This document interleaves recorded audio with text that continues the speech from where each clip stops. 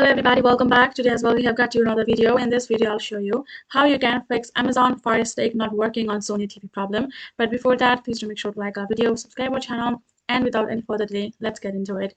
So for that I will be explaining some of the options for you to check on it, for you to fix that problem. So make sure to watch the video till the end and listen to the points carefully. The first one, match your remote source or input button to the HDMI port that your Fire TV Stick 4K is plugged into first. Then use the power cord or adapter included with your device to plug the Fire TV Stick 4K. This ensures the Fire TV Stick 4K has access to enough power. Then simply restart your Fire TV Stick 4K, unplug the power cord or adapter for 3 minutes and then plug it back in. That should solve the problem.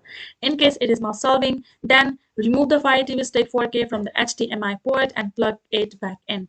Then you have to try another HDMI port in the back or side of your TV, right? Afterwards, for HDMI hubs, try plugging the Fire TV Stick 4K directly into the TV, and that should also solve out the problem. Now, that is how you will be able to check it out and solve the problem. Hope this video helps. Thank you so much for watching. I'll see you guys in our next video.